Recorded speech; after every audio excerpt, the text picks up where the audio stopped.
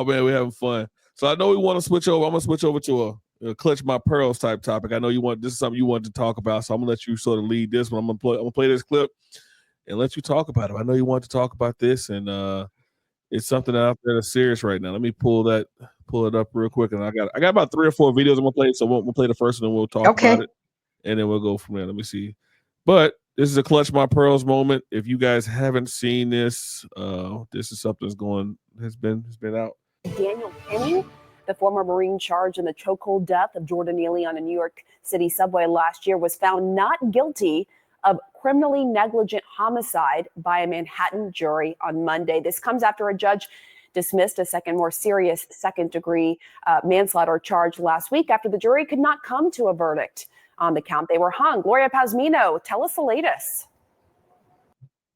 So I'll stop it there. I know I don't like the Crazy News Network, but that's where I got this one from. So we talk about Daniel Penny. If you guys don't know, he was a Marine that put a chokehold on the guy in the subway, and that guy ended up passing away. And I know it's a lot of backlash going on. Matter of fact, I'll play the second video to this before we get started. This is the family talking about it. We're devastated, upset, angry, hurt. Over and over again, we keep coming to the system, asking the system to let us know that our lives have value. Jordan Neely was choked to death by someone who didn't care. People was telling him to stop. Last week, the jury they couldn't decide on the top charge, but they come back this week and they give up on us. I just want to say, I miss my son. My son didn't have to go through this. I didn't have to go through this either. It hurts. Really, really hurts. What are we going to do, people? What's going to happen to us now? I had enough of this.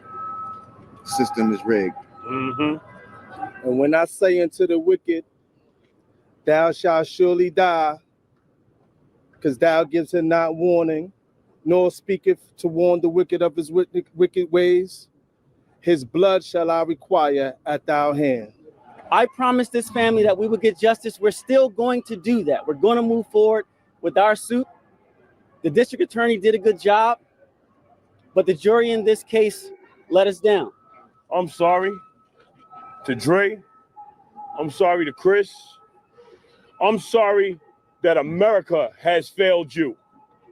You've come here, you've shown discipline, you've shown strength, you've shown love, you've shown how to carry yourself with composure when you're facing this machine, this American judicial system that cannibalizes our people.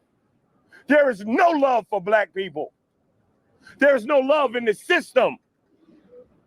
How can you make a moral appeal to a people that have no moral code? So what do you think about that? What do you think about those videos?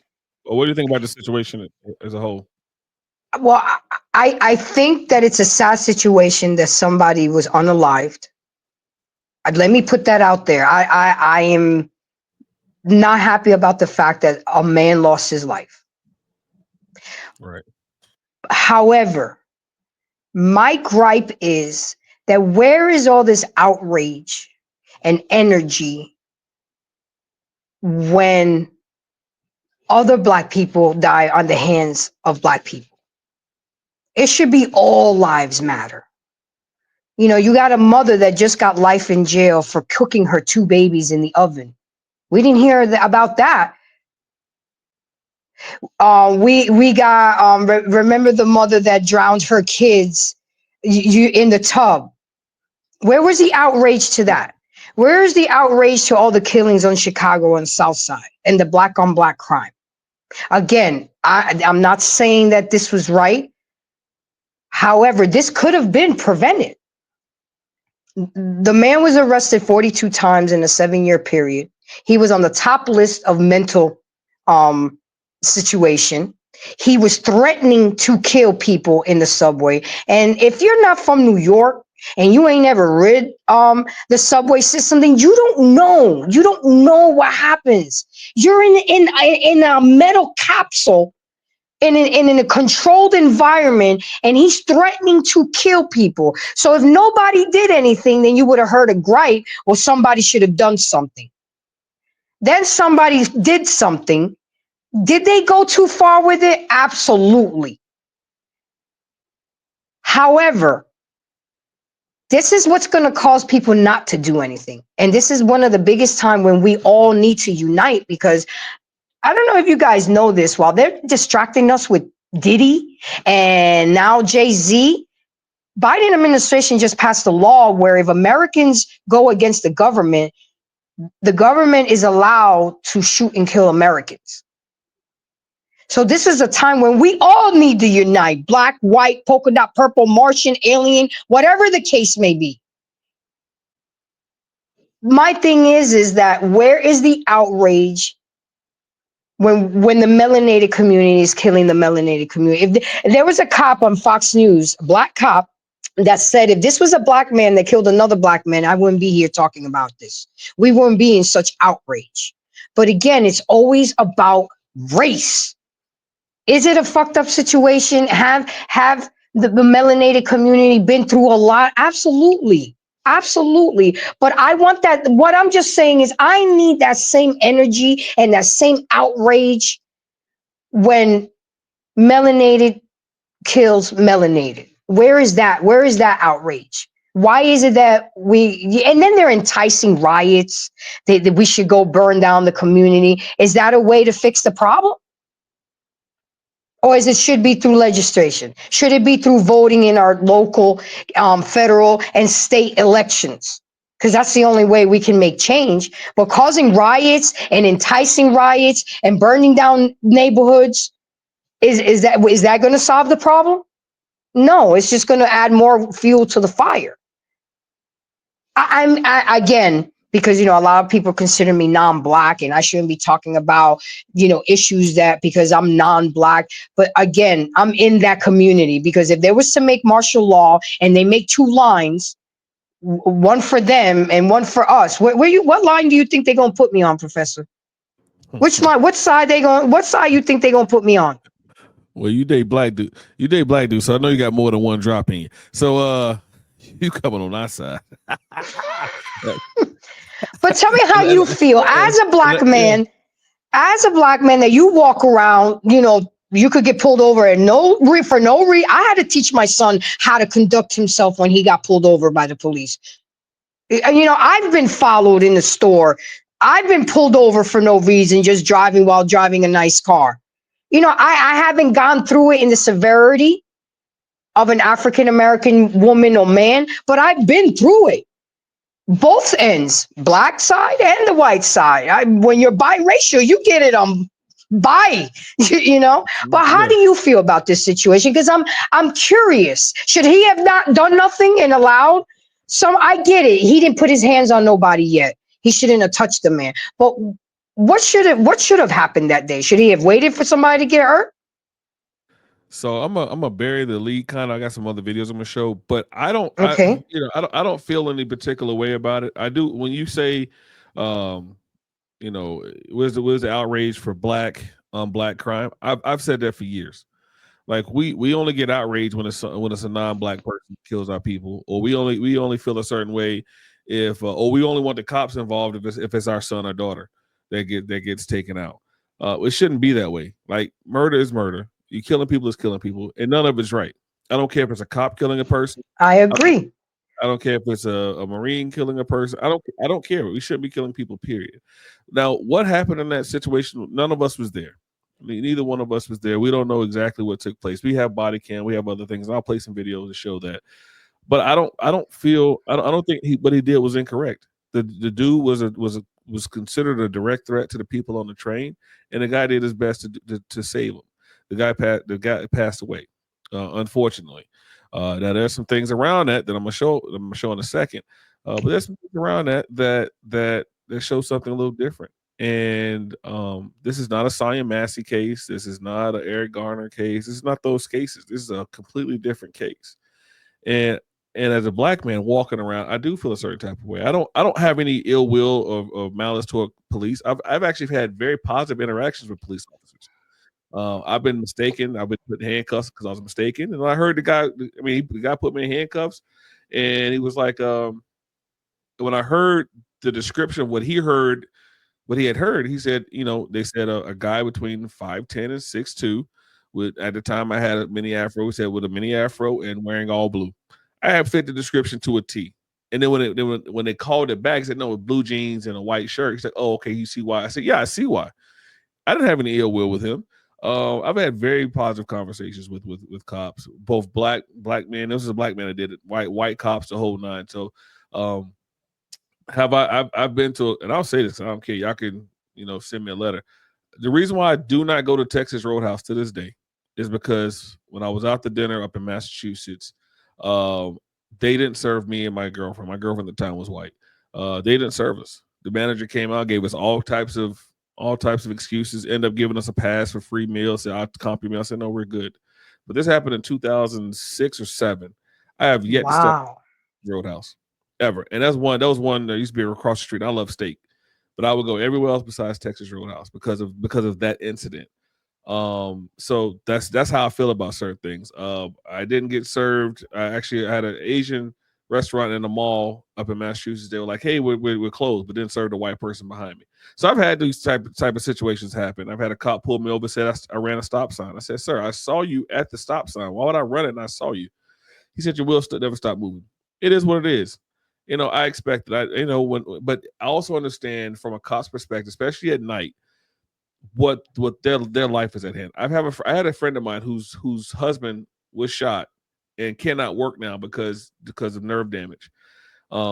So I respect cops, but at the end of the day, if it's dark outside, I make sure my lights are on, I make sure all my windows are down, so that he can see. I make sure my hands are on the steering wheel. Why? Because I know it's a dangerous situation for him. We've seen videos of cops getting shot or cops getting run over, so I know it's a dangerous situation approaching a car. So I try to be the utmost respectful to them. Like I'm, it's their job. I respect them at their job. I do what they ask me. I mean, I'll comply to what they ask me to do. And I teach. I speak to them with respect. I think that's just what you should do. And so at the end of the day, that's how I treat cops. That's why I probably have never had any negative interactions with them. But this situation in itself, it's unfortunate. Someone lost their life, but there's things that happen, man. And would this have happened had he not been going through the things he was going through? Did he get proper treatment for his mental condition? Exactly. Let's fix that. I'm a big believer of preventive measures. This could have been prevented. Instead of fighting of a so-called rigged system, let's fix it. The awareness. I mean, when you're saying that I don't care if I die today and somebody's going to die today, so we're supposed to just say, and the people that were around in the subway feared for their lives. They said they were glad that somebody stepped up and did something. And then a lot of women wonder why men don't protect them as they should, because they don't want something like this to happen, or they're going to have to go to jail, or they have their own family to go home to. Why are they going to put their lives on the line for somebody they don't know?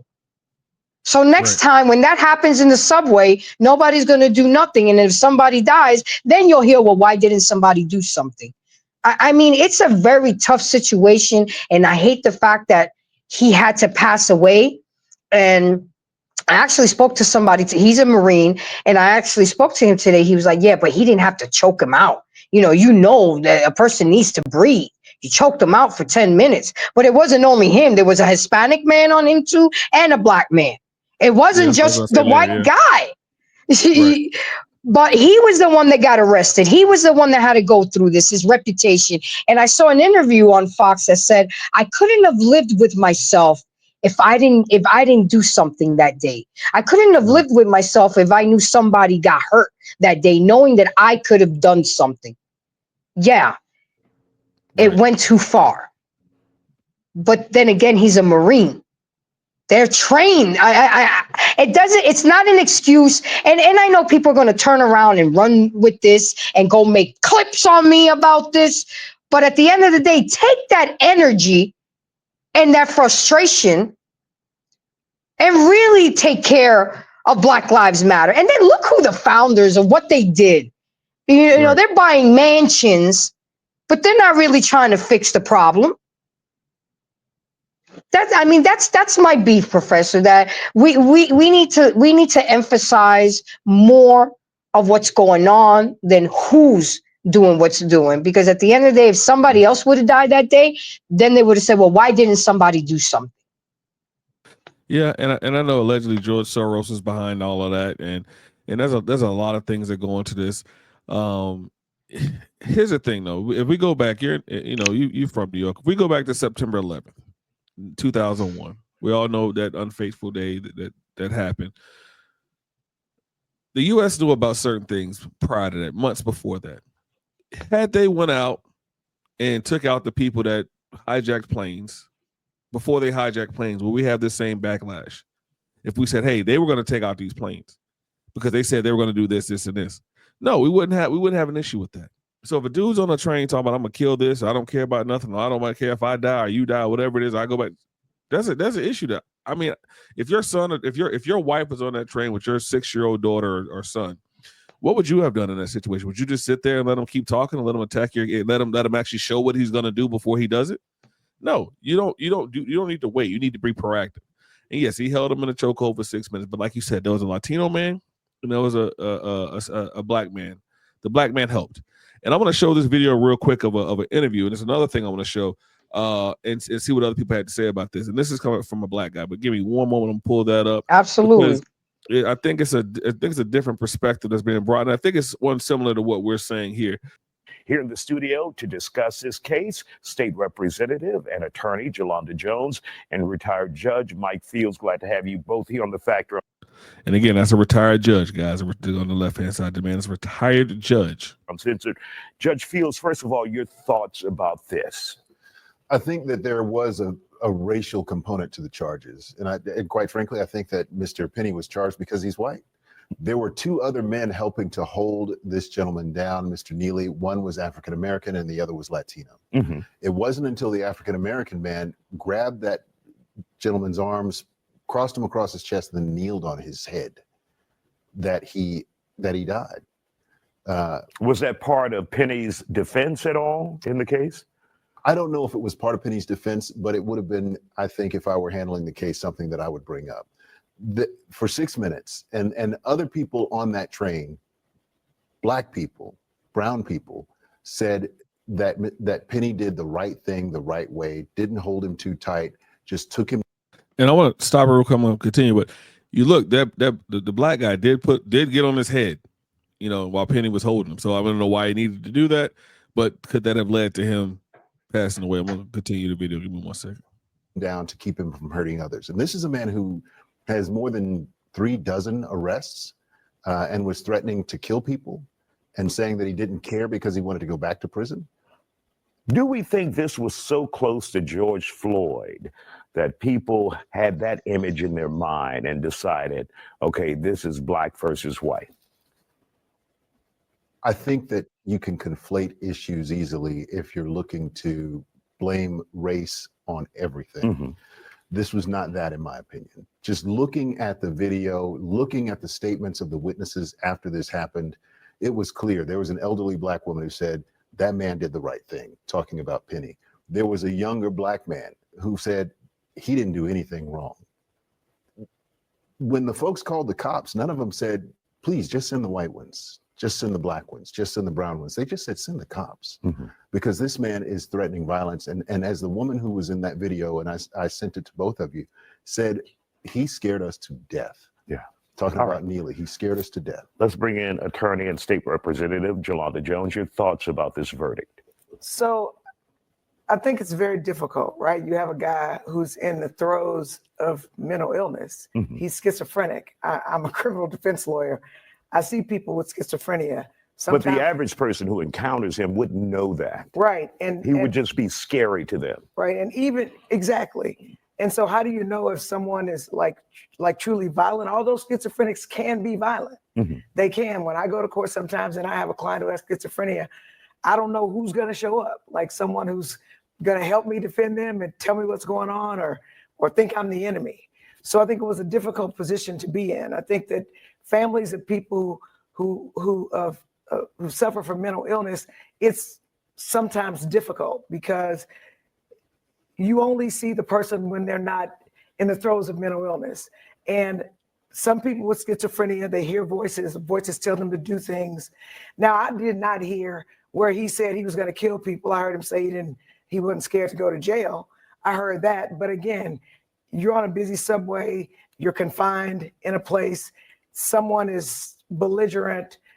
I don't know if he needed to hold him for 6 minutes. It's my understanding that he was not moving for a long time. And I would respectfully submit to you that if he was a Marine and he knew about combat, that he would know better how to subdue somebody and leave them. So I think there's a lot going on, but the jury spoke. It is what it is. It's a difficult situation, but I certainly understand why he may have done it, and perhaps mental health experts should have come, but mental illness is just very, very, very difficult. All right. We want to thank. All right. What do you think about that? I mean, I agree. If this was a black man that choked him out, we wouldn't even be talking about this right now. We really wouldn't have. But we want to always put the race thing in, and it shouldn't be. I just want the same energy and the same beef, because we're hurting each other. We're so worried about them hurting us, but we're hurting each other the most. And we don't talk about that. I mean, I am a big fan of watching Fatal Attraction, Blue Bloods, criminal shows, First 48. And what do you mostly see? Us, black folk, Latinos on black on Latinos. You don't really see a lot of them killing off each other.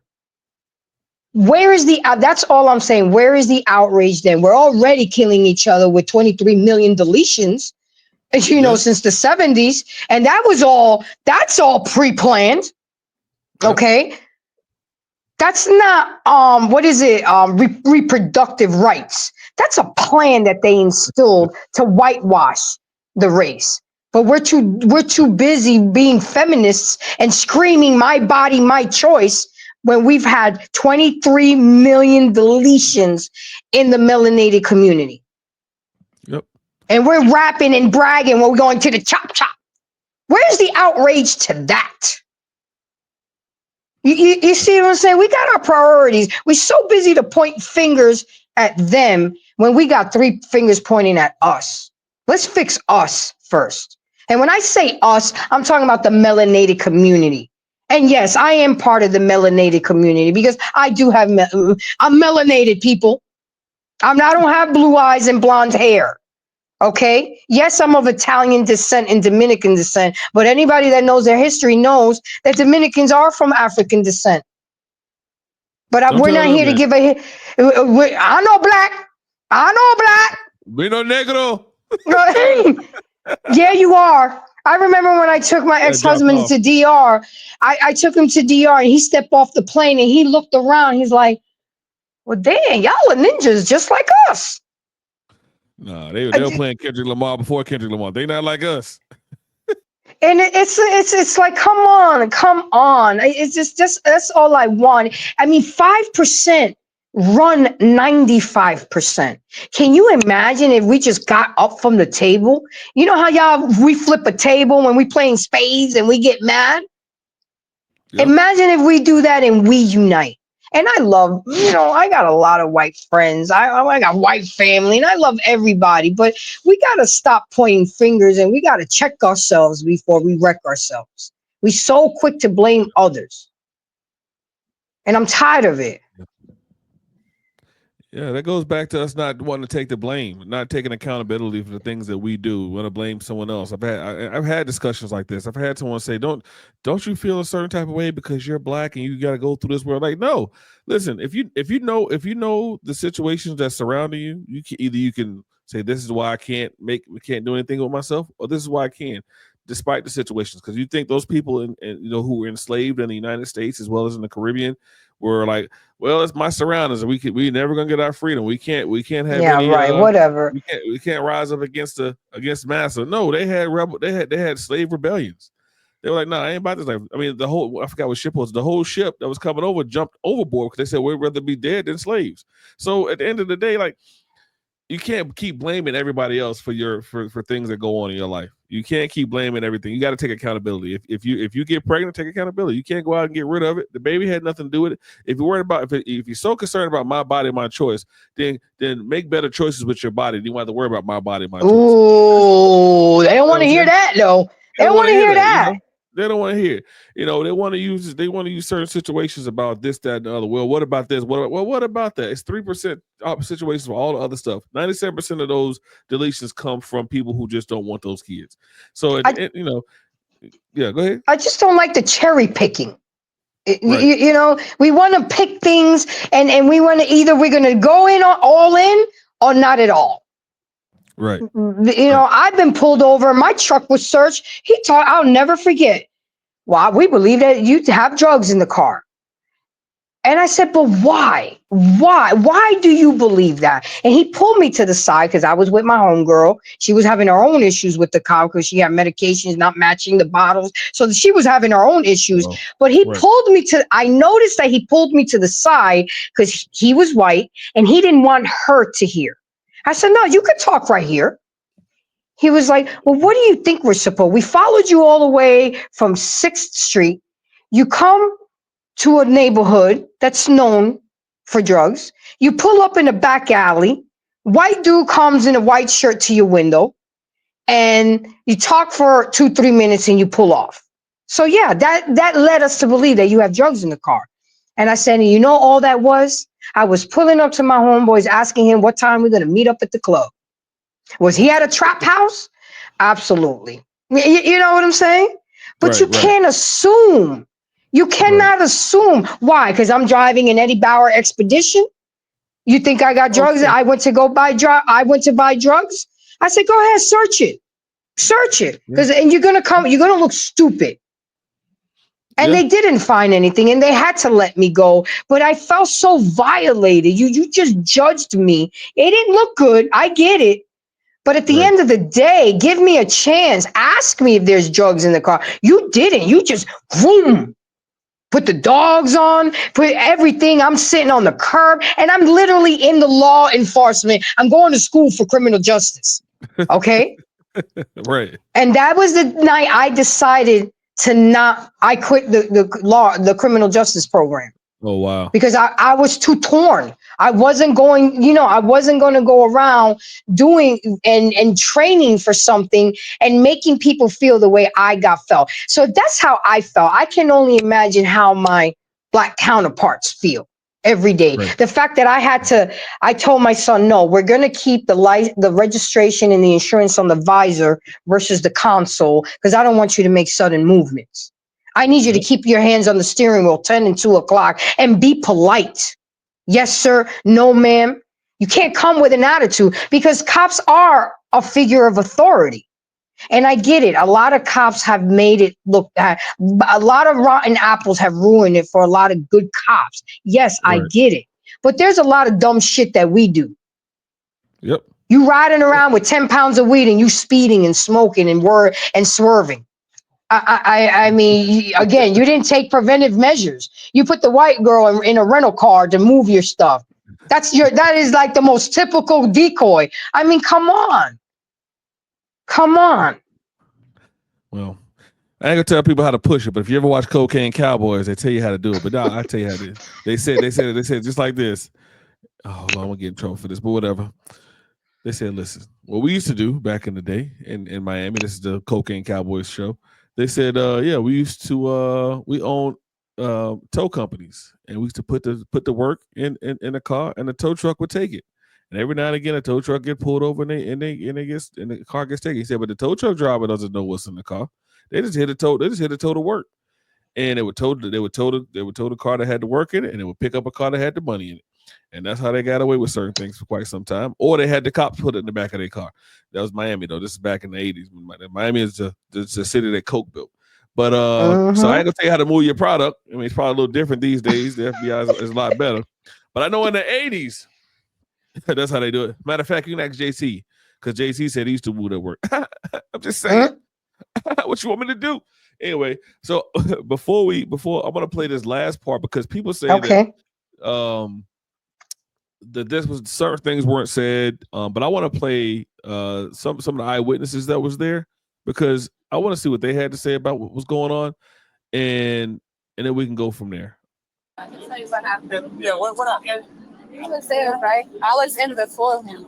Then he came in, like he put like his hand so he could come in, right? Okay.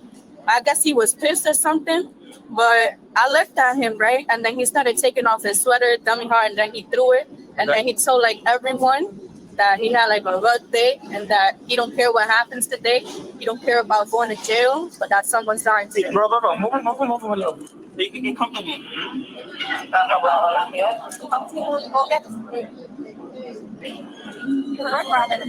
We didn't fight at all? No, he came on the train. I was sitting right there. I was sitting next to everybody that was moving. That was the last one I was sitting. He came on the train. He was like, yo, I'm looking for food. I'm looking for this shit. But like, he was ready to risk it all. Basically, he was like basically, he's going to tell the people about to hurt somebody. He's like, I'm ready to hurt somebody. I'm ready to do this. And he was right here. Like I said, I don't think he's nothing wrong. Everybody moved, and he was about to tell him people. He came in and he tried to do this while the cops was coming. They took that. Everybody was, I was falling out home. Yeah. They took mad long to come. He was trying to resist him on somebody's game. They took mad long. Okay. He got on the train. He was ready to like. I see him take like he got on the train and dropped his phone. He's like, I'm ready to hurt anybody. I'm hungry. I'm ready to go back to Rikers Island. And dude got up, he saw he was about to hurt somebody, and he got up and he was trained. And he was trying to run into I don't know. You saw everything on everything? Absolutely. No, you saw everything, okay? Absolutely. This is one lady right here. Yeah. Okay, what did you see? What did I see?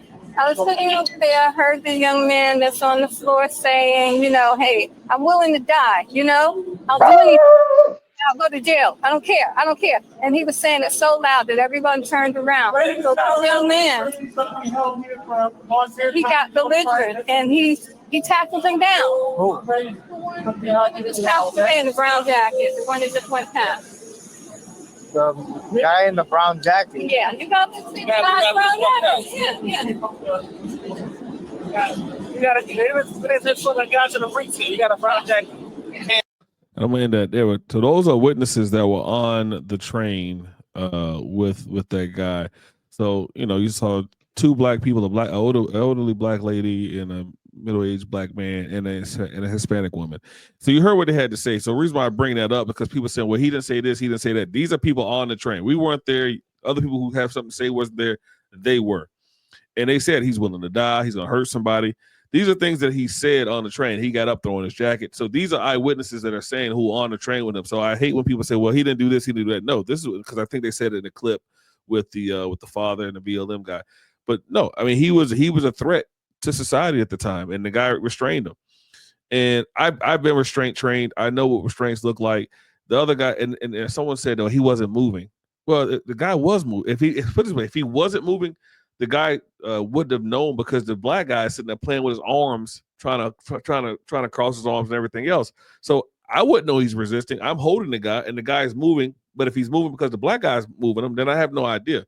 But at the end of the day, the dude, I think the guy Daniel, I think his name Daniel, who got arrested and went to trial, I think he did the right thing still to this day.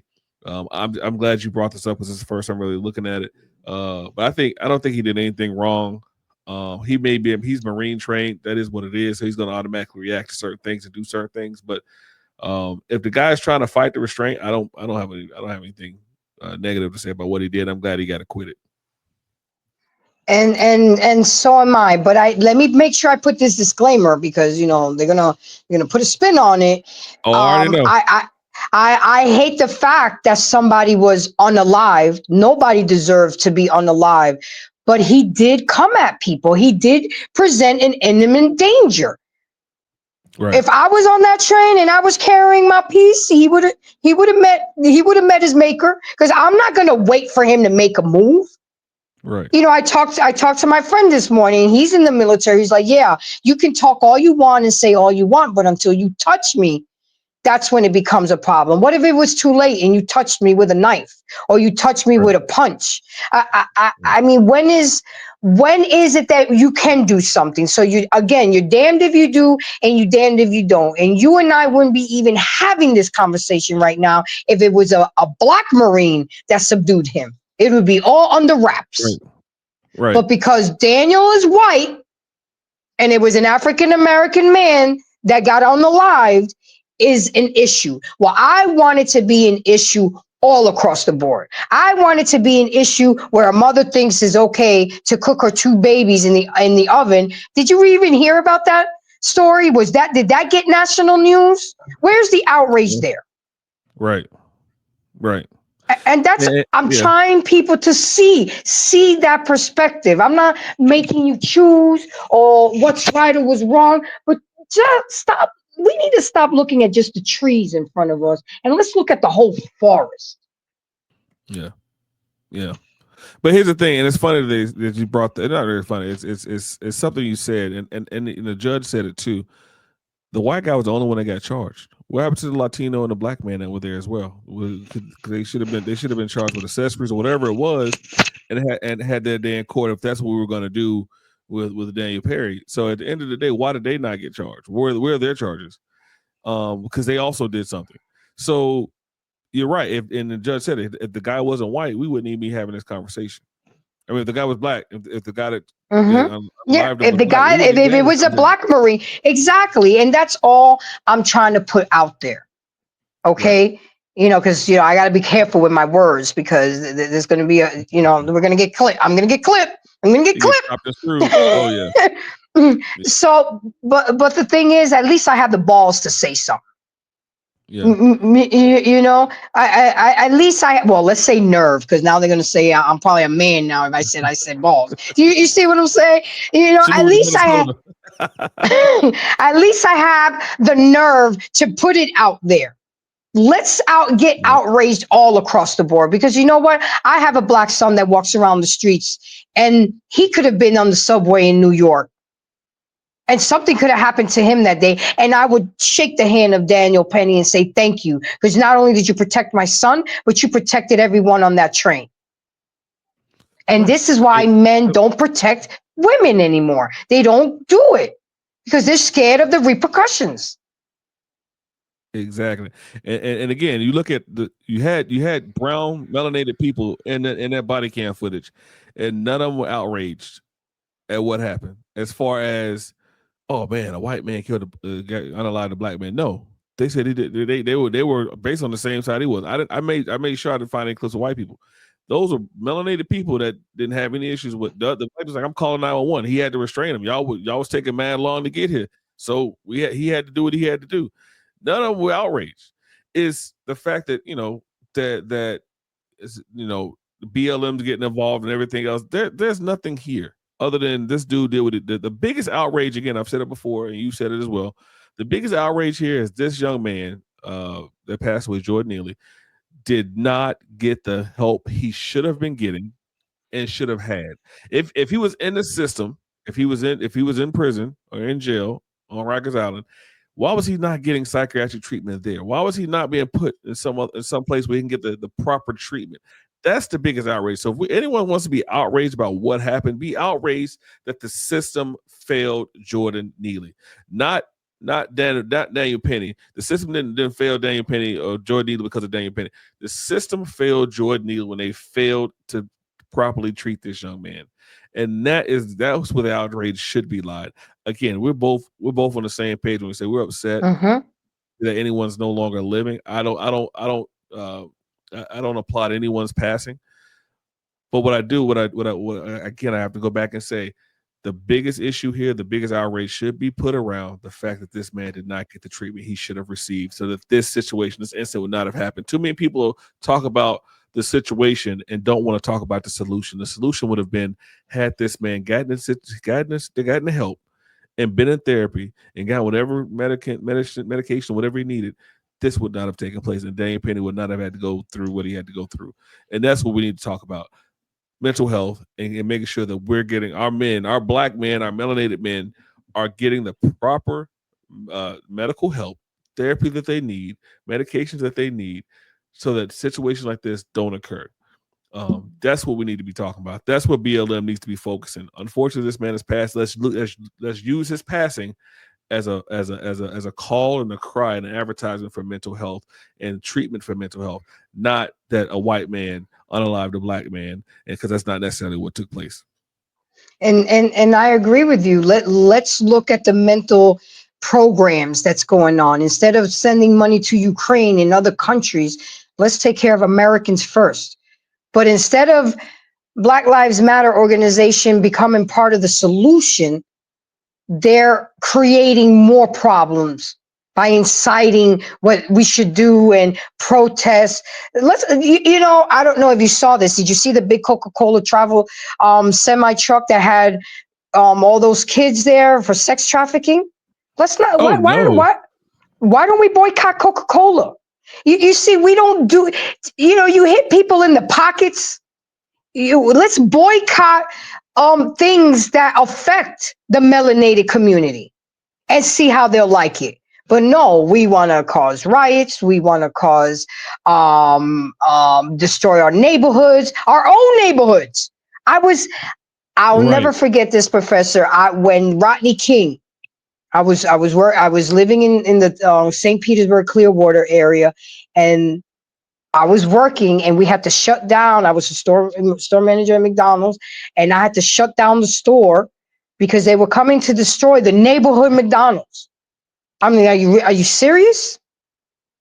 I mean, what was that going to fix? What was the solution to that? So now you don't have a McDonald's until it gets fixed. Go to their neighborhood and mess up their neighborhood if you want to really do something. But it's just like, I don't know. I think we have it ass backwards. We're, like you said, we're always worrying about the problems and not talking about solutions. And I think that the first solution is that we need to have that same outrage and feed that same energy into what's going on within our community, because they live in their best life while we still fighting and trying to understand things that's going on. But with that said, I'm not going to get too much into it because, supposedly I have no rights to be talking about topics like this. But you know what? This is America. It's a free country. And you can't stop me for saying what I think and feel. It is what it is. I thought this was America, people. Right? To embrace or not embrace. Right. Well, yeah, we're gonna go ahead and end it here. We're going about an hour and a half, so I'm gonna end it here. I definitely appreciate you for dropping by Embrace. You definitely provided different perspectives on different parts of the topics we talked about. I definitely appreciate that. Love to have you on here again. Love to have maybe we do this on a weekly basis. We'll see what happens there. I don't know. Absolutely. You came with a good topic. You asked me if I wanted to talk about some. There's a lot of things I got in the chamber, but I have to tiptoe around shit because people's feelings get hurt easily. So, but I'm not gonna stop.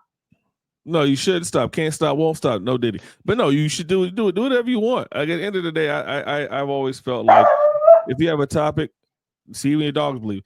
If you have a topic, talk about it. Say about it. I don't care. For me, I don't care what anybody has to say. I know my channel is still growing. I get it. I don't care. I don't care if I had 50 million subscribers or 5,000 subscribers. It doesn't matter to me. I want to say what I created my YouTube channel because I wanted to have a voice for myself. So whether my daughter looks at it or someone else looks at it, I don't care. I create the content for myself. I create the content for me so that I can say, you know what? At the end of the day, I left my mark on this earth. And so I can go back and find it at some later time. When I'm dead and buried, 500 years from now, they can pull up YouTube. I don't know if they still have YouTube. They can look at it. So at the end of the day, I don't care what anybody has to say. You know what? I love people who don't like what I have to say, because you know what? Bring me some topics. Let's have a conversation about it. Let's talk about it, because at the end of the day, that's what we're here for. I'm here to exercise my Second Amendment rights, and I'm glad YouTube provides that. I try to stay within their confines, but at the end of the day, speak what you want to say. Don't let nobody keep you from talking what you want to talk. Talk your shit. Absolutely. Yes, ma'am.